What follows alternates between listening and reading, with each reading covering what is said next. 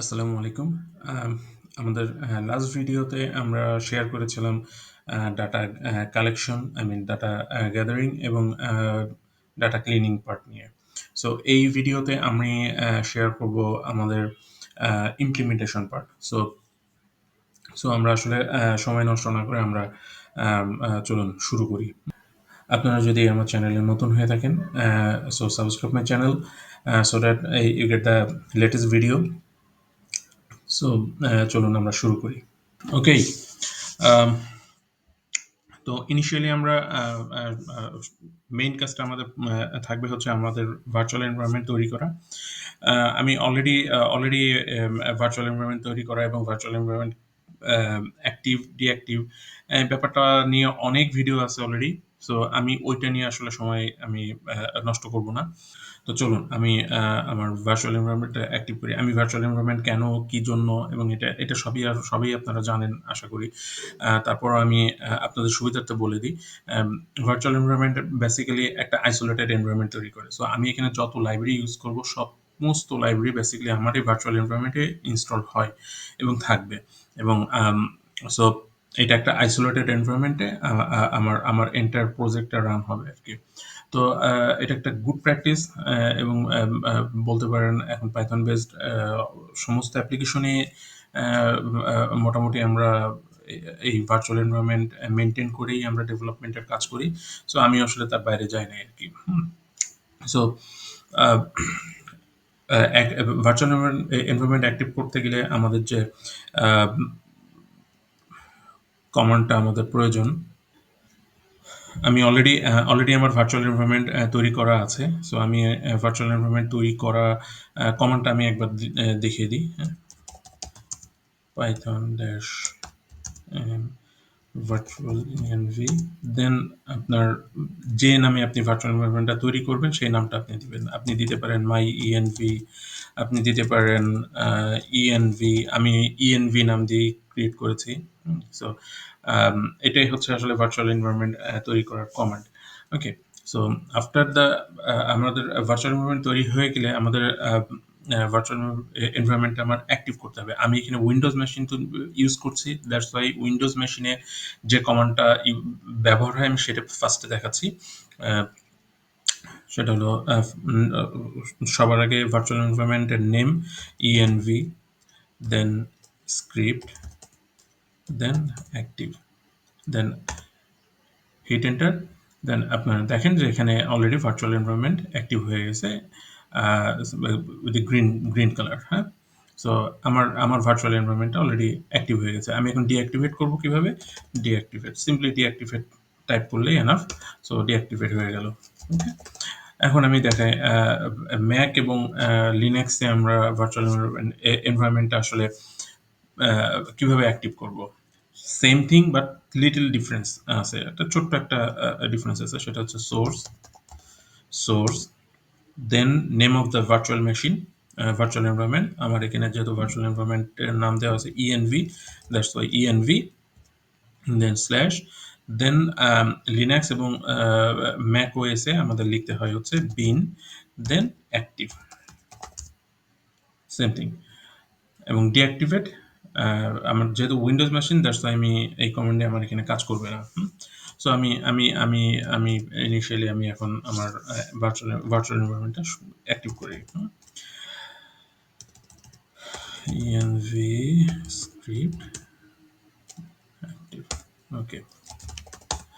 ওকে, আমাদের এই প্রজেক্টে আমি লাস্ট ভিডিওতে আমি অলরেডি আপনাদেরকে মেনশন করেছি যে আমরা এখানে পান্ডা লাইব্রেরি ইউজ করব, দেন ম্যাটপ্লটলিব ইউজ করব ফর প্লটিং পারপাস, এবং scikit-learn ইউজ করব আমাদের লিনিয়ার রিগ্রেশন ইমপ্লিমেন্টেশনের জন্য। ওকে। তো আমাদের প্রথমে আমাদের কি কাজ করতে হবে? আমাদের প্রথমে হচ্ছে আমাদের এই লাইব্রেরিগুলো ইম্পোর্ট করতে হবে। ওকে। সো আমি ইম্পোর্ট করে নিই। ইম্পোর্ট pandas as pd, এটা এলিয়াস, এটা সব আমরা সবাই আসলে এই এলিয়াস গুলো মেনটেন করি। সো আপনারাও আশা করি করবেন এবং এটা গুড প্র্যাকটিস। দেন আমরা ইউজ করব একটা ডাটা ফ্রেম, পান্ডার ডাটা ফ্রেম ইউজ করব। Okay. So from pandas dot sorry, input data frame as df. Okay, fine. Then আমরা matplotlib ইউজ করব, import matplotlib,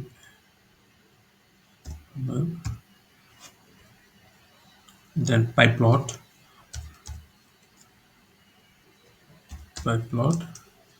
as plt. Okay, finally scikit-learn লাইব্রেরিটা আমরা use করব, ইম্পোর্ট করব from scikit-learn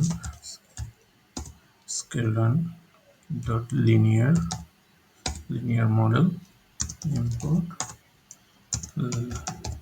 linear regression. ওকে, আমার library আমরা import করা হয়ে গেল। সো আমি এই সেলটাকে আমি রান করব। সো সেল রান করার অনেকগুলো ওয়ে আছে। আপনি এখানে play button just like execute cell, এটাতেও ক্লিক করতে পারেন। রান অল, এটাতেও ক্লিক করতে পারেন, অথবা আপনি শিফট এন্টার দিলেও আপনার এই সেলটা রান হয়ে যাবে। আমি আগে একটু বলে নিই যে আমি এখানে জুপিটার নোটবুকের এক্সটেনশন ইউজ করছি ভিএস কোডের মধ্যে। সো ভিএস কোডের এই জুপিটার নোটবুক এক্সটেনশন এবং জুপিটার নোটবুক স্ট্যান্ড অ্যালোন যেটা আলাদাভাবে আমরা ইউজ করি, সেম, একদম সেম। সো বাট আমি আসলে এটাতে হ্যাবিটেড, দ্যাটস ওয়াই এটাকেই দেখাচ্ছি। But but way of coding, way of execution সব কিছুই সেম, এর মধ্যে কোনো ডিফারেন্স নাই। ওকে ওকে, দেন আমি সেলটা এক্সিকিউট করি। Okay, cell executed. Okay, so executed, perfectly executed হয়েছে, তার প্রমাণ হচ্ছে সাকসেস, যে tick sign, that is the green tick sign. Okay, now আমরা কি করবো, আমরা লাস্ট ভিডিওতে আমরা একটা ডাটা সেট কালেক্ট করেছি এবং সেটাকে আমি ক্লিনও করেছি। সো সেই ডাটা সেটটা হচ্ছে আমাদের এই যে এইটা, যে কস্ট রেভিনিউ clean.csv ফাইল। ওকে, তো আমরা এই CSV ফাইলটা আমরা একটু দেখে আসি। এই CSV ফাইলে ইন টোটাল 5035টা রো আছে। হ্যাঁ, আমরা এটা একটু মাথায় রাখি। হ্যাঁ, আমাদের এটা টোটাল 5035টা রো আছে। তো আমি এখন নাম্বার ওয়ান, আমার ফার্স্ট কাজ হবে হচ্ছে আমার CSV ফাইলটা রিড করা। ওকে, এবং সবার আগে আমি একটা অবজেক্ট ডিক্লেয়ার করে নিচ্ছি, নাম দিচ্ছি সেটাকে data, then pd, that is the panda reads CSV, then CSV file, name of the CSV file, name of the CSV file কি ছিল, cost CSV clean CSV। ওকে, এটা ওকে, দেন এক্সিকিউটেড। ওকে, পারফেক্টলি এক্সিকিউটেড। তো আমি একটু দেখে নিই যে আমার আমার এখানে আমি কি পেলাম। ওকে, সো সো আমি এটা ডিসক্রাইব করি, এই ডাটাটা কি আছে। আমি জাস্ট এই অবজেক্টটাকে কল করব, ডাটা ডট ডিসক্রাইব।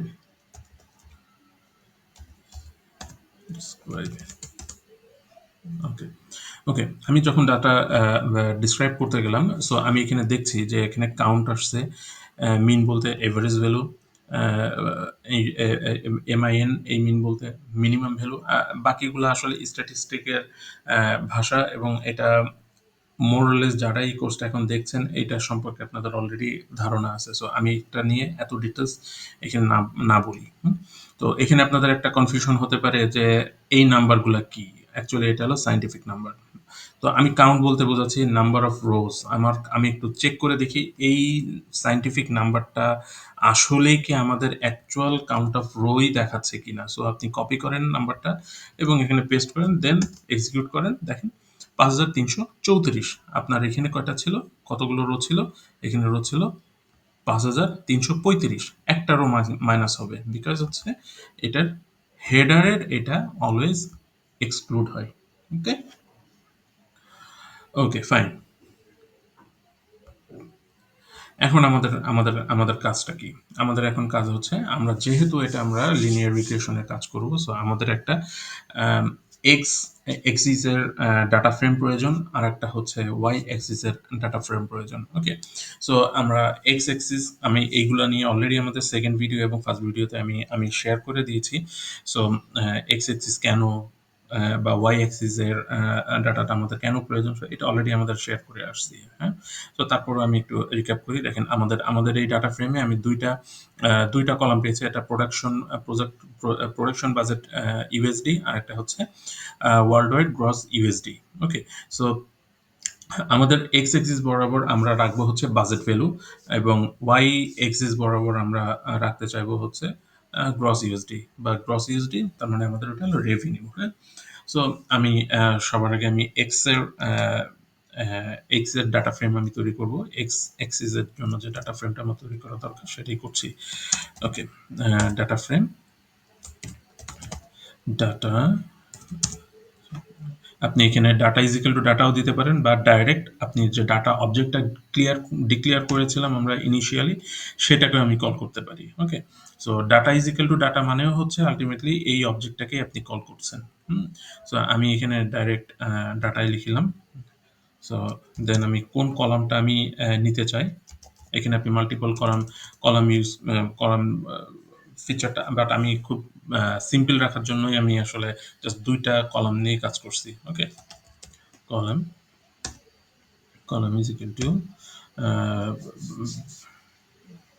জাস্ট একটা অ্যারে, এবং অ্যারের মধ্যে আমাকে কি করতে হবে, number one x axis x axis ডাটার জন্য আমি প্রোডাকশন বাজেট ইউএসডি আমি এখানে লোড করছি, এবং ওয়াই এক্সিস এর জন্য আমি নিব হচ্ছে data, sorry, column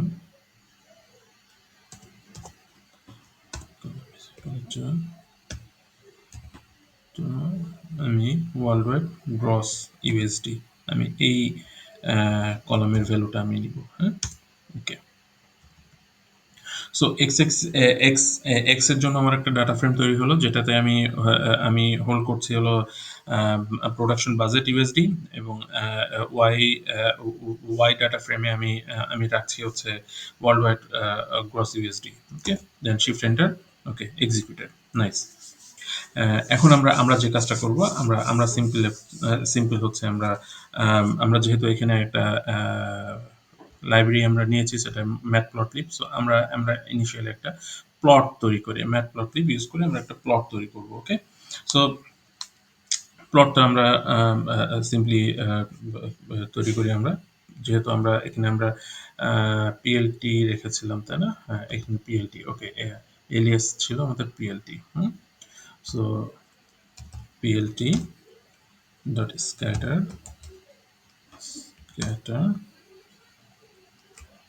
then x value then y value। আমরা যে ডাটা ফ্রেমটা আমরা জাস্ট রিসেন্টলি ডিক্লেয়ার করলাম, সো এই x এবং এই ওয়াইটাকে আমরা এখানে পাস করলাম। ওকে, দেন আমরা পিএলটি কে শো করি, পিএলটি ডট শো সরি, ওকে, ওকে, নাইস। আমাদের এখন প্লটটা তৈরি হয়ে গেল। আমরা এখন এই প্লটটাকে একটু সাজাবো, হ্যাঁ, একটু সুন্দর করতে চাইবো, বা এটাকে একটু বড় করি। সো আমরা বড় করব কিভাবে, আমরা PLT dot figure fix size আমরা দিব 10 by 6। Okay, 10 by 6। ওকে, দেন আমরা এই ফিগারের একটা টাইটেল দিব। হ্যাঁ, পিএলটি ডট টাইটেল আমরা টাইটেলটা কি দিতে চাই, টাইটেলটা আমরা দিতে চাই ফিল্ম কস্ট ভার্সেস রেভিনিউ বা সামথিং লাইক। হ্যাঁ, film cost versus Gross revenue. Okay, gross revenue. EVENUE, right? Maybe spelling ঠিক আছে। ওকে, এখন আমরা এক্স এক্স এক্সিস এর একটা লেভেল আমরা দিব পিএলটি ডট এক্স এক্স লেভেলের আমরা কি দিব প্রোডাকশন বাজেট। ওকে, এটাকে আমরা প্রোডাকশন বাজেট বলবো। প্রোডাকশন বাজেট লাস্টে একটা ডলার সাইন দিয়ে দিই সো দ্যাট এটা মিনিংফুল হয়। দেন পিএলটি ডট ওয়াই লেভেল আমরা এটাকে দিব হলো ওয়ার্ল্ড ওয়াইড গ্রস। গ্রস আমরা লাস্টে আর একটা ডলার সাইন দিয়ে দিই। ওকে, সো দেন আমাদের এই এই এই গ্রাফের মধ্যে দেখেন এই ডটগুলাকে একটু সুন্দর করা যায় কিভাবে। হ্যাঁ, সো আমি জাস্ট আলফা ভ্যালুটা দিয়ে দিই, দেন আমাদের বোঝাইতে সুবিধা হবে। ওকে, দেন আলফা ভ্যালু আমি দিয়ে দিয়েছি 0.3। ফাইন, এখন আমি হিট এন্টার এক্সিকিউট করি। ওকে, নাইস। এখন দেখেন আগেরটা থেকে যথেষ্ট ভালো হয়েছে। এখন আমি এখানে কেন আলফা 03 এটা আসলে ট্রান্সপারেন্ট একটা জাস্ট ডটগুলোকে একটু ট্রান্সপারেন্ট করে দেওয়া। সো এটাতে আমরা বুঝতে পারি যে কোথায় ডেন্সিটি বেশি, খুব সহজে বোঝা যাচ্ছে ডেন্সিটিটা বেশি কোথায়। বাট এই গ্রাফে একটা প্রবলেম আছে। সেটা হচ্ছে যে দেখেন এক্স এক্সিস এবং ওয়াই এক্সিস বরাবর একটা হোয়াইট স্পেস আছে। যেখানে গ্রাফ শুরু হয়েছে তার থেকে এক্স এক্সিস বরাবরও একটা হোয়াইট স্পেস আছে, ওয়াই এক্সিস বরাবরও একটা হোয়াইট স্পেস আছে। এটা আসলে দেখতে খারাপ লাগছে। সো আসলে আমাদের শুরু করা উচিত প্রথমে যে ডটটা এই গ্রাফে প্লেস হয়েছে সেইটা থেকেই আমাদের শুরু করা উচিত, তাই না? সো আমি একটু এই হোয়াইট স্পেসটা কিভাবে করে এলিমিনেট করা যায় আমি সেইটাই আমি এখন করি। হ্যাঁ, সো পিএলটি ডট এক্সলিম স্টার্ট করবো কোথা থেকে 0 to এক্স এর ভ্যালু এখানে কত আছে 4.5, তার মানে হচ্ছে ওকে 45 বিলিয়ন। ওকে, ফাইন। তার মানে আমি যদি এই রেঞ্জটা দিয়ে দিই আমার বোধহয় ঠিকঠাক ভাবে আসবে। 1 2 3 7টা ভ্যালু আসলেই হবে বোধহয়। হ্যাঁ, পিএলটি ডট ওয়াই লিমিটটাকে আমি দিই, এটাকে আমি শুরু করব 0 থেকে এবং এটা আসলে 2.5, তার মানে উপরে আমি 30 বিলিয়ন, হ্যাঁ 30 বিলিয়ন পর্যন্ত দিতে পারি। ওকে, ঠিক আছে। তার মানে হচ্ছে 3 পরে কতগুলো জিরো বসবে 1 2 3 1 2 3 ওকে 9টা। আচ্ছা, আমরা একটু এক্সিকিউট করেই দেখি। ওকে, নাইস। দেখো এখন এখানে আমাদের মোটামুটি হোয়াইট স্পেসগুলো চলে গেছে। এখন লুক বেটার, আগেরটার থেকে অনেক বেটার লাগতেছে, তাই না? ওকে, এখন আমরা আসি মেইন কাজ। আমরা এখন রিগ্রেশনের কাজটা শুরু করব। রিগ্রেশনটা আমরা কিভাবে করা যায় আমরা একটু তাই দেখি এখন। তো নাম্বার 1 আমি একটা অবজেক্ট ডিক্লেয়ার করি যেটাকে আমরা নাম দিব regression. Regression is equal two আমরা কার রিগ্রেশন করব, আমরা করব হচ্ছে লিনিয়ার রিগ্রেশন। আমি লিনিয়ার রিগ্রেশনের একটা অবজেক্ট ডিক্লেয়ার করে রাখলাম। ওকে, এবং সেটাতে আমি আসলে ফিট করব এক্স ভ্যালু এবং ওয়াই ভ্যালুটাকে আমি ফিট করব। ওকে, তো রিগ্রেশন ডট ফিট করব কি X value and Y value. Okay, fit হয়েছে কিনা একটু দেখি। ওকে, ফাইন, ফিট হয়েছে। আচ্ছা, এই ব্যাপারটা কি হচ্ছে? এই ব্যাপারটা হচ্ছে আসলে আপনি চিন্তা করেন একটা কন্টেনারের মধ্যে আপনি সমস্ত সমস্ত ইনফরমেশন একটা কন্টেনার ঢুকাবেন। আমি যদি আরেকটু সহজ করে বলি যে একটা একটা কন্টেনারের মধ্যে আপনি অনেক মাল মসলা, মাল ম্যাটেরিয়াল ঢুকাবেন। ওকে? সো আমি আসলে সেই কন্টেনারটা তৈরি করেছি যেটার নাম হচ্ছে আমি রিগ্রেশন নাম দিয়েছি এবং এই রিগ্রেশন কন্টেনারের মধ্যে আমি এক্স এবং ওয়াই এর ভ্যালু সব আমি লোড করে দিয়েছি। সো এটাকে ফিট করে দিয়েছি আরকি। আমি আসলে খুব সহজ ভাষায় বললাম আরকি। আ ওকে। তো নেক্সট কাজটা আমাদের হবে হলো কোফিশিয়েন্ট আমার বের করা। ওকে? সো আমার এই এইটার আমি একটা আমি কোফিশিয়েন্ট ভ্যালুটা বের করি। Okay? Regression dot coefficient. Okay. এখানে কিন্তু খুব ইম্পর্টেন্ট একটা কাজ হচ্ছে আন্ডারস্কোর। ওকে? COEF underscore. এটা ম্যান্ডেটরি, হ্যাঁ? এই ফাংশনটা ম্যান্ডেটরি। এই আন্ডারস্কোর অনেকে দিতে ভুলে যায় আরকি। সো বারবার এক্সিকিউট করতে থাকে, কোনো কাজই করে না আরকি। তো যাই হোক, আমার কোএফিসিয়েন্টে আমি যেটা দেখলাম যে এটা হলো পজিটিভ ভ্যালু আসছে। তার মানে এটার মধ্যে অবশ্যই রিলেশন আছে। ওকে? সো পজিটিভ ভ্যালু থাকা মানে গুড রিলেশন। এটা স্ট্যাটিস্টিক্স এর ভাষায় আরো ভালো বলতে পারবে। বাট আমি focus on only coding part. So কিভাবে ইমপ্লিমেন্টটা হয় আমি সেটাকে বলতে যাচ্ছি, সেটাই আমি ফোকাস করতেছি। সো কোফিশিয়েন্ট পজিটিভ ভ্যালু থাকলে কি সুবিধা, নেগেটিভ ভ্যালু থাকলে কি বোঝায়। সো ওইটা ওইটা আরো অনেক জায়গা থেকে বা স্ট্যাটিস্টিক্স এর ব্যাকগ্রাউন্ড থেকে যারা আসছে তারা আরো সুন্দর করে বলতে পারবে। বাট আমি এখন যেটা বলতে চাচ্ছি সেটা হচ্ছে এটা পজিটিভ ভ্যালু আসছে, তার মানে অবশ্যই এখানে একটা রিলেশন আছে, দ্যাটস ফর শিওর। ওকে? এখন ইন্টারসেপ্ট আমরা তো আমরা আমরা আমরা বের করব। ওকে? এইটারই আমরা ইন্টারসেপ্ট বের করব। ইন্টারসেপ্ট তো সেম, এটা আন্ডারস্কোরটা থাকতেই হবে। অনেকেই এটা ভুল করে দিতে ভুলে যায়। ওকে, ইন্টারসেপ্ট হলো মাইনাস সেভেন সেভেন 7236192। আচ্ছা, এই ভ্যালুটা কিন্তু আসলে ইন্টারসেপ্টটা কি এটা আমি দেখাচ্ছি এখানে। এইটা আসলে এই একদম টপ লেভেলের এই পয়েন্টটা এইটা মেবি আভাতার মুভি। ওকে? সো এই আভাতার মুভিটা আমাদের ইন্টারসেপ্টটা বলতে হচ্ছে আমরা যে স্লোপটা তৈরি করব, এই স্লোপ থেকে আসলে ইন্টারসেপ্টের দূরত্বটা কেমন। ওকে, ফাইন। সো আমার ইন্টারসেপ্টর আমার আমার আমার চলে আসলো। এখন আমাদের কি কাজ করতে হবে? স্লোপটা বের করতে হবে। আমরা জানি যে লিনিয়ার ইকুয়েশন একটা স্লোপ আমাদের, এটা ম্যান্ডেটরি। সো সো আমরা আসলে রিইউজ করব। আমরা এই কোডটাকে আমরা রিইউজ করব। এই কোডটাকে আমরা একটু রিইউজ করব। আমরা এই কোডটাকে রিউজ করব। রিউজ করে আমরা আসলে শুধু যে যেটা যেখানে আমাদের আসলে কাজটা করতে হবে, যেখানে আমরা আসলে স্লোপটা আমরা প্লট করব, আমি সেইখানেই আমি আসলে আমি কাজ করছি। সো আমি যেখানে অলরেডি স্ক্যাটার প্লটটা আমি কল করে স্ক্যাটার যে ইয়েটা ছিল যেখানে এক্স এবং ওয়াই এবং আলফা ভ্যালুটা আমি ডিফাইন করছি, তার নিচেই আমি দিচ্ছি।